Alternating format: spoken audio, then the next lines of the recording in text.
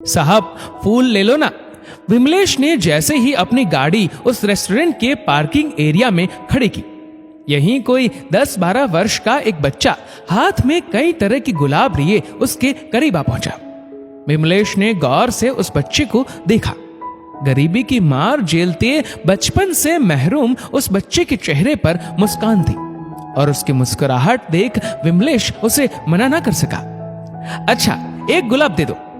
बच्चे के चेहरे की मुस्कान 2 गुनी हो गई और उस बच्चे ने अपने हाथ में थामे गुलाबों में से एक गुलाब विमलेश की ओर बढ़ा दिया। विमलेश ने अपनी जेब में हाथ डालकर अपना बटुआ निकाल लिया, लेकिन ये क्या, क्रेडिट कार्ड और डेबिट कार्ड से भरे बटुए में कैश के नाम पर कुछ भी नहीं था। मैं थोड़ी देर में बाहर आकर पैसे देता हूं।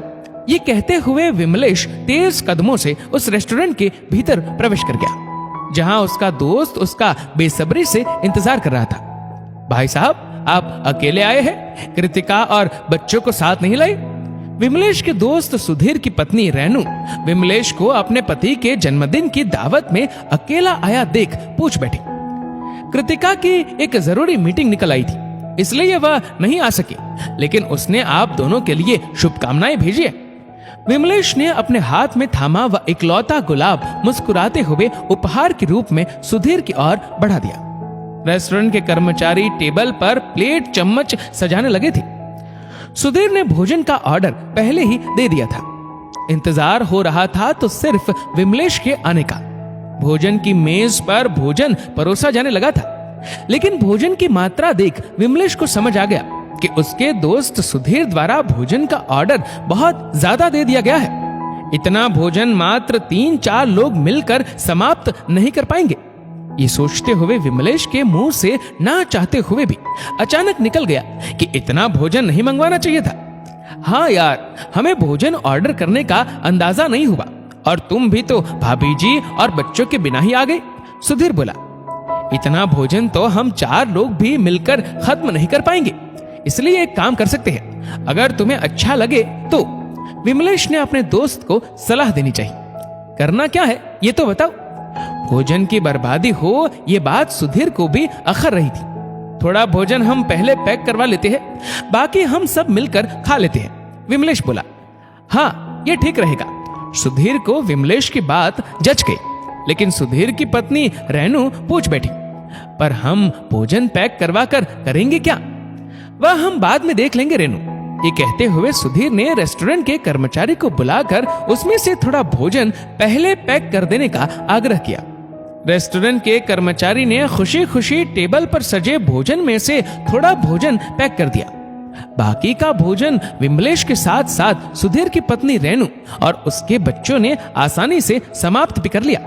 रेस्टोरेंट के भोजन का बिल चुकता कर रेस्टोरेंट से बाहर निकलकर सुधीर और विमलेश के साथ साथ सभी लोग आपस में बातचीत करते हुए पार्किंग एरिया की ओर आ पहुंचे।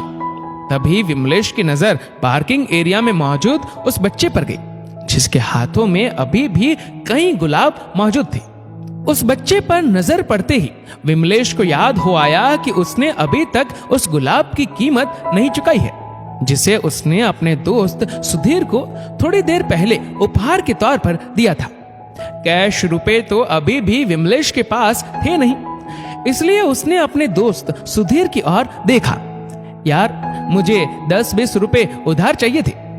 सुधीर ने खुशी खुशी अपने बटुए में से निकालकर 20 रुपए का नोट विमलेश की ओर बढ़ा दिया। दोस्त से उधार 20 रुपए का नोट लिए विमलेश उस बच्चे की ओर बढ़ा और उसके पीछे सुधीर और उसकी पत्नी रेनू भी अपने बच्चों सहित आ पहुंची।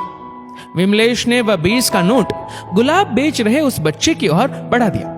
नोट हाथ में ले बच्चा मुस्कुराया, थैंक यू साहब। तभी सुधीर की पत्नी रेनू ने आगे बढ़कर वह अनछुआ पैक किया गया रेस्टोरेंट का भोजन उस बच्चे की ओर बढ़ा दिया।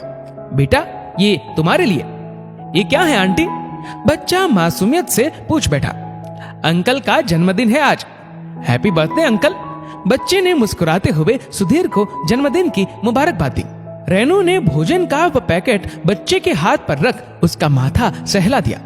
तुमने अंकल के लिए जन्मदिन का तोहफा भेजा था ना, इसलिए अंकल तुम्हारे लिए भोजन पैक करा लाए हैं। एक अजनबी से स्नेह पाकर वह बच्चा बेहद खुश हुआ।